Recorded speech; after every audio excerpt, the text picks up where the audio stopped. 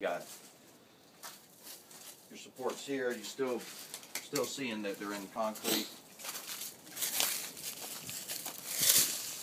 Some of them you may have to dig out.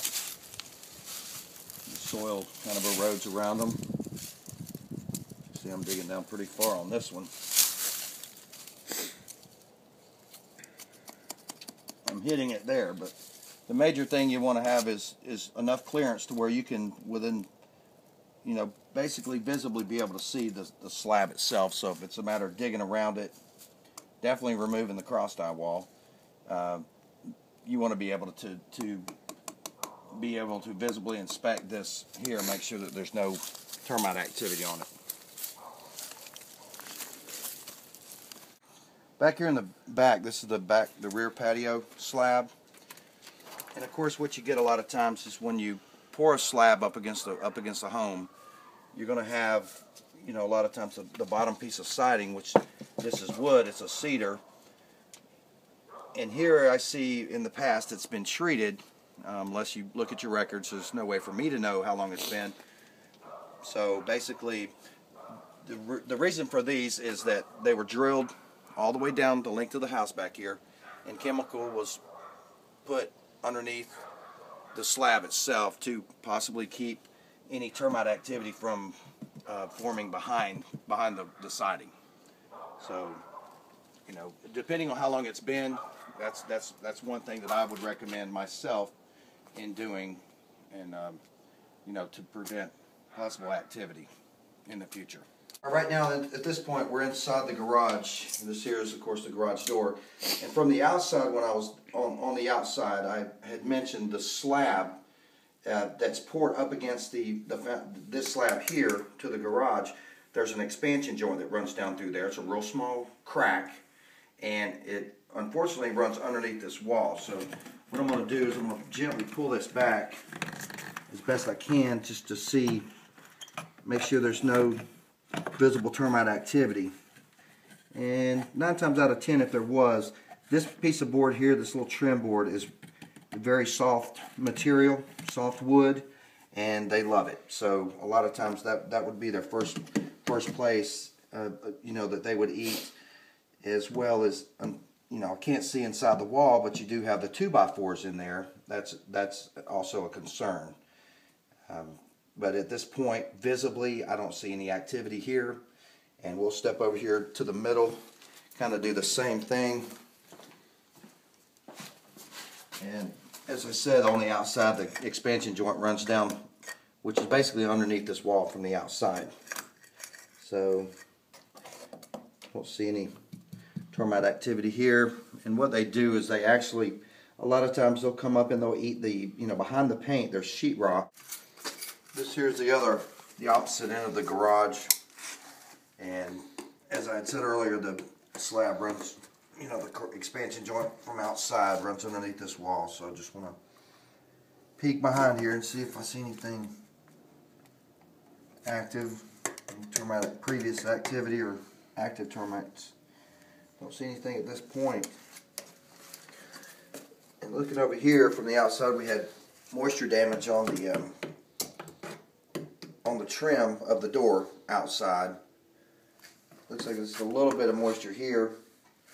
The other thing that we're concerned about, inside of a garage, you have a crack here, which looks like this is kind of a filler for something over this concrete. But over here, if you'll look, you got an expansion joint as well, a crack in the 2 slabs that runs underneath here.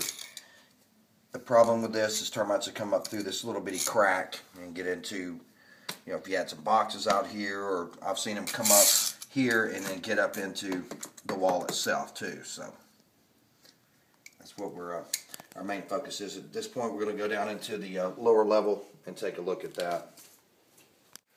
This here, as I said earlier, is the cinder block wall, hollow block wall. And in between, there's voids that run in between each one on each side. This right here is a cap block. So basically, when they build this wall, they put a cap block over it for support for the plywood or the 2x4s that support the house. The problem is you get cracks like this in the mortar and like this here. So say you had this, it's kind of like the wall over there on that side where I was showing you the trim and the molding and everything. If you pictured the same wall over there, but at this point now it has, you know, sheetrock on it. So that's why you always want to inspect definitely in the basement areas, and be sure to, especially these unfinished areas like this, you want to make sure you don't have any termite activity as well. And down here, I'll turn my flashlight on. The other thing is the expansion joint that runs down here. Termites would come up this way as well. So they can come up from inside, outside, underneath this slab, through the cap block itself. Numerous ways they can get in. Okay. And if you'll look here, this here on the other side of this is the garage slab.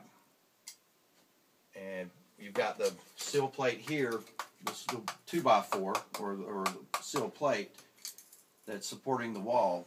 It sits on top of this. Over here there's no cap block like this. Okay, so basically what this is, on the other slide they poured the concrete for the floor for the garage is poured inside this here, a little bit below. It's probably about 4 or 5 inches, but still you can have termites come up on the other side of this sill plate and or on this back side, because there's probably voids. This is probably not sealed up inside of here. And as well as you've got your expansion joint that runs down through here the length of this. So, and you can also see cracks, you know, where they'll come up as well. But it looks like here in the past someone had treated here, and that's what these holes are.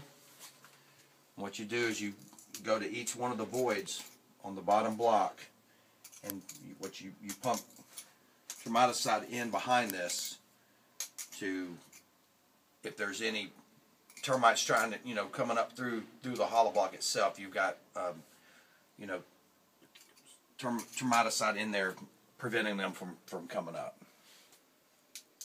Okay. All right, Mr. Walker, this here's your graph, and as you notice from my inspection on the exterior while you walked around with me, which is good, it gives you an idea of what I'm looking for. As you can tell, anything in red here is an area of concern on the graph.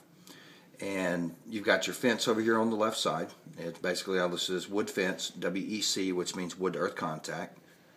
You've also got your garage door there on the trim on both sides, the door frame. I listed as MC, which is moisture condition. Back over here on the front deck, the covered front deck, also some red here, the landscape timbers.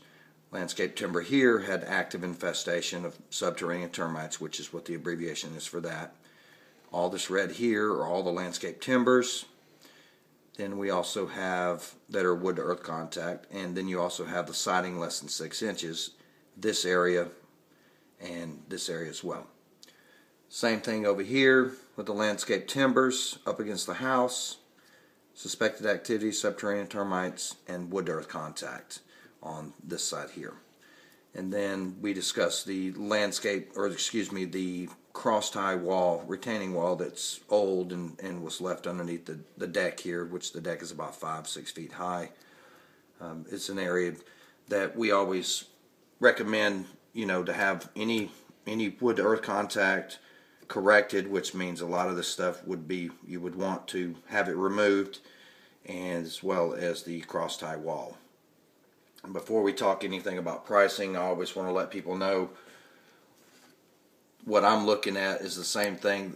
You know your house, okay? And you know, it's my first time over here, so when I do a graph, I want to make sure that you know this is your house. You have the full, you know, the finished basement here, your garage, and you know, your patios and anything that's attached to the home.